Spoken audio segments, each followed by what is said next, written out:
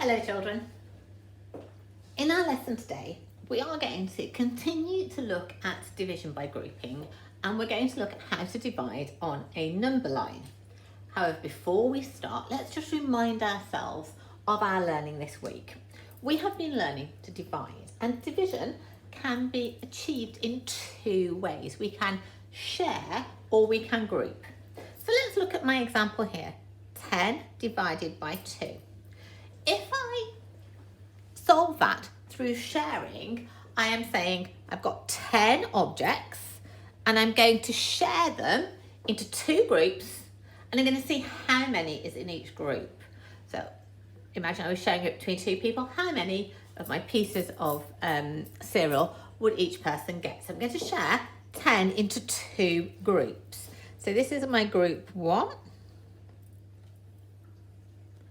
And that's my group 2. And I'm going to share them equally so that both have the same amount until everything runs out. So 1 there, 1 there, 1 there, 1 there, 1 there, 1 there, 1 there, 1 there, 1 there, and 1 there. And now I'm going to count how many are in each group. I have got 5 in each group. So I can say that 10 divided by 2 is 5. And that's the sharing method. Now I could solve this by grouping, and rather than saying, right, I've got 10 objects, I'm going to split them into 2 piles or into 2 groups.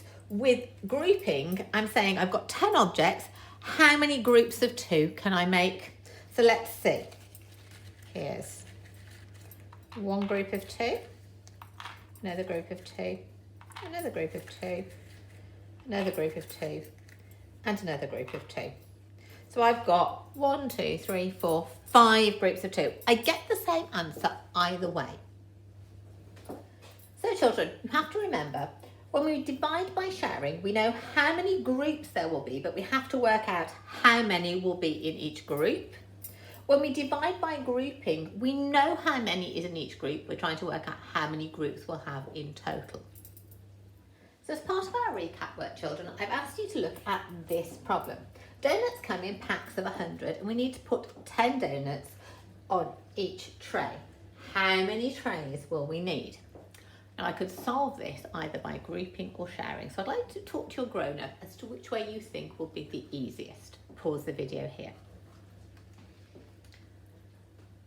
If I had to do either method, children, I'd choose the grouping method for this, because if I've got 100 objects or 100 donuts and I've got to share them out between 10 trays, I could easily make a mistake because I'm counting lots and lots of things.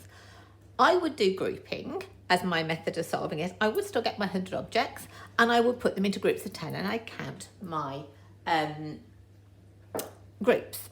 However, I would actually think I would use my times tables to solve this rather than the using objects. Now I know in my times tables that 10 times something is 100.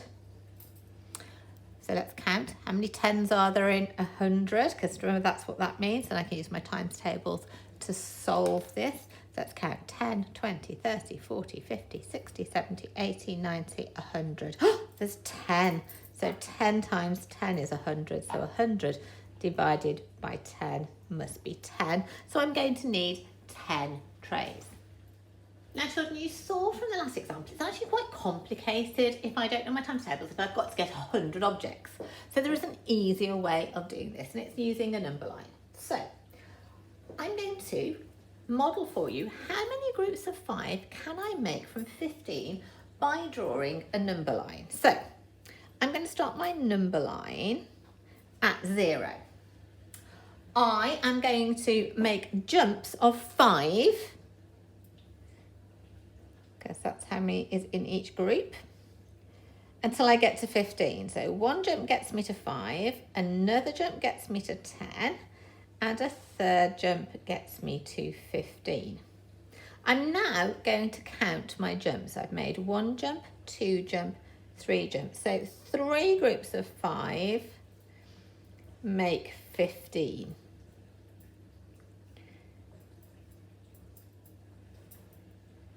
Can you see when I drew my number line, children, that I made sure my jumps touched my numbers? So let's look at another example. How many groups of 3 can I make from 12? Could get some objects, but I'm going to use a number line instead because I'm not always going to have 12 objects handy, but I can always draw a number line. Okay, so I'm going to see how many groups of 3 I can make from 12. I need to draw a number line starting at 0.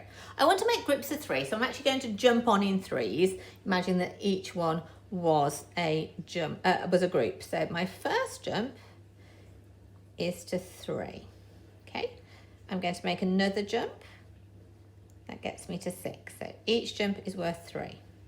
Another jump, 9, and a last jump, 12. I'm stopping at 12 because I only want to know how many 3s there are in 12, or how many groups of 3 I can make from 12. So I only need to go as far as 12. So I'm going to count my jumps. 1, 2, 3, 4. I can make 4 jumps of 3. So there are 4 groups of 3 in 12. So how do I write this mathematically, children? I write it as a division. 12 divided by 3 equals 4. So children, I want you to have a go now. I want you to use a number line to work out how many groups of 5 you can make from 25. That's the same as 25 divided by 5.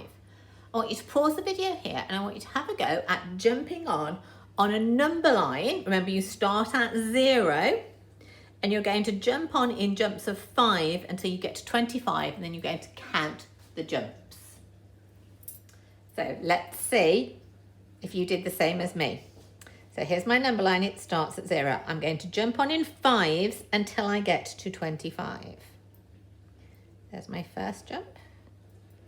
There's my second jump. There's my third jump. There's my fourth jump. And there's my last jump, because now I'm at 25. 5, 10, 15, 20, 25. Let me count my jumps. 1, 2, 3, 4, 5. So 25 divided by 5 is 5. There are 5 groups of 5 in 25. Of course, I could have used my times table, so let's write a times table to match this. 5 times 5 is 25. So let's have another go. Now I want you to solve 14 divided by 2 by jumping on a number line. Remember what we do? We start at 0.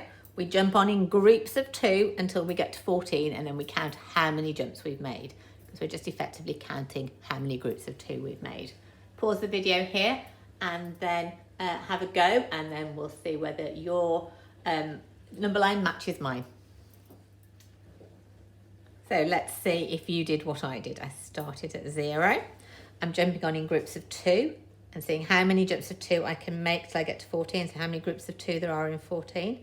So here's the first jump, next jump, 6, 8, 10, 12, 14. And I'm going to count my jumps. 1, 2, 3, 4, 5, 6, 7. There are 7 jumps of 2 to get to 14. That means there are 7 groups of 2 in 14. So 14 divided by 2 is 7.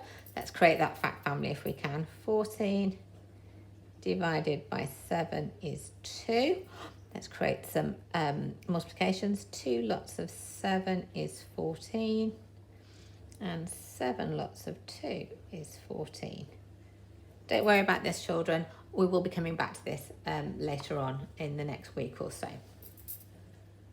Now, children, I'm going to ask you to complete an independent task, but before you do, I want to make sure that you are really clear about how to draw your number lines. Let's just try this to begin with. Let's try 6 divided by 2. Okay, so I want to know how many 2's there are in 6. Let me draw a number line to see. So I'm going to go, so I've got 2, 4, 6. I've made 1, 2, 3, 4 jumps. haven't drawn my number line properly because I'm rushing and I'm drawing my jumps before I've put my numbers down. So that's not what I want to see. Let's do this again. So here's my 0 and I'm going to jump on really carefully, making sure my number line touches the number each time. So I am going to jump on 1 jump. I'm going to write the number so it touches the number line. 2 jumps. 3 jumps. You can't draw your number line before you add your numbers, or do them draw your jumps before you add your numbers. Look at what I've done here. So I've now got 3 jumps, so that's 3. So let's look at another example. Let's do, let me see, 20 divided by 4. Okay, now I'm not going to be asking you to make jumps of 4, but it will illustrate what I mean. So I know I start my number line at 0, and I'm just going to draw lots of jumps and go, let's see where I get to. So 4, 8, 12, 16, 20. So 1, 2, 3, 4, 5, 6. So 20 divided by 4 is 6. Let's check it by drawing the number line properly. 0. Let's jump slowly. 4, 8, 12, 16, 20. Let's count the jumps. 1, 2, 3, 4, 5. There are only 5 jumps. So this one is correct and that one isn't, because I've not drawn my number line properly. So it's really important, children, when you are drawing your number line, you do what I did and you draw each jump slowly and you make sure that the jump touches the number. I'd like you now to have a go at the independent tasks. Draw your number lines to solve all of them. There are some number lines in the PDF file to help you. I've put some additional tasks in case you need a little bit more practice because you're not feeling confident yet. So have a go at those. And then there is a challenge task if you want to have a go at that. I can't wait to see what you do, you two. I know you're going to be brilliant. Have fun. See you next week. Bye.